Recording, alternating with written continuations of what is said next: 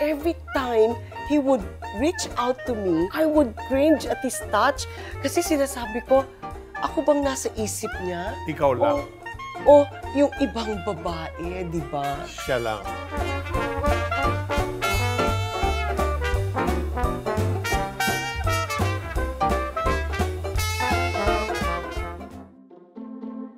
When it comes to roles, the Bible says in Ephesians 5, wives, submit yourselves unto your own husbands. Why?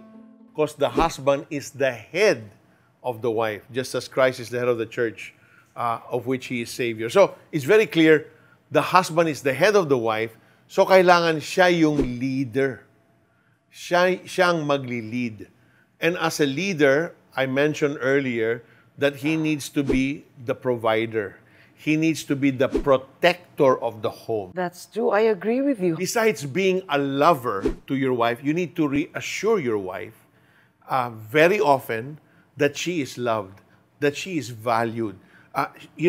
God created our spirits to need love, to give love, to be heard, to be understood, to be nurtured. The wife, for me, is an administrator.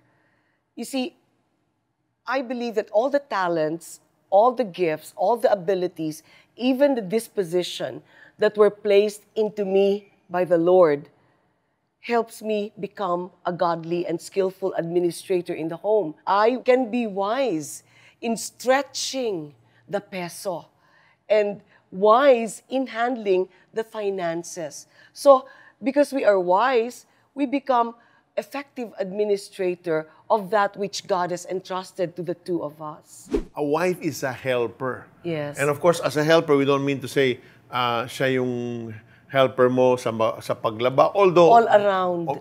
Ginagawa ni Mrs. Yano. But the meaning of helper is the word helpmeet.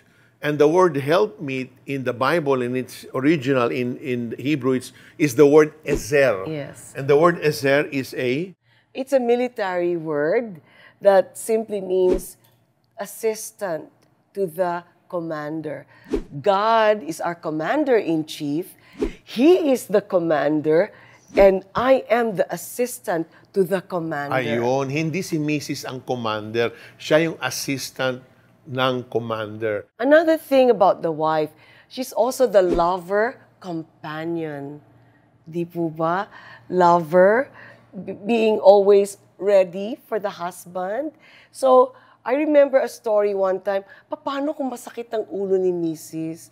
Alam mo, dapat talaga ang uminom mindset. ng paracetamol? Darling, hindi po yun ang solution. Kailangan ng mindset ni Mrs. na she's there for her husband. Kailangan isipin na niya, pagdating ni Mr., nakaligo na siya. Ready na siya talaga for whatever the husband needs. Because I am a lover to him.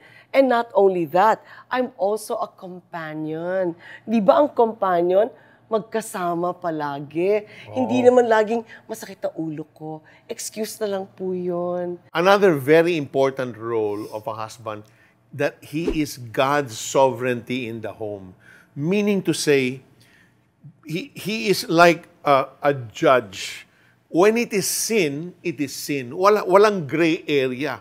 You know, he will set the boundaries. He will set the rules. Importante yung magseset ka ng do's and don'ts at home. And that's the role of a leader. That's part of leadership. So if you reflect the sovereignty of God, ako naman as a wife, I reflect the love of God. I have to have a heart that's so forgiving. Right? We need to teach that to our children.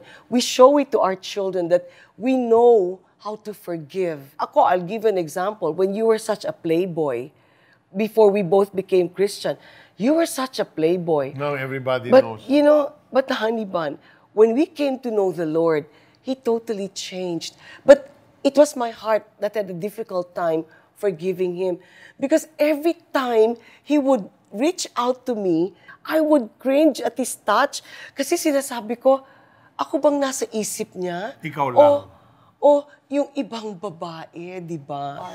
When the Lord lovingly spoke to my heart and said, I too was an offender in the eyes of God. And really, I learned to forgive Peter. Because the Bible says, for all have sinned And fall short of the glory of God. When I submit to you and I show you respect, the Lord gives back to me a very good harvest.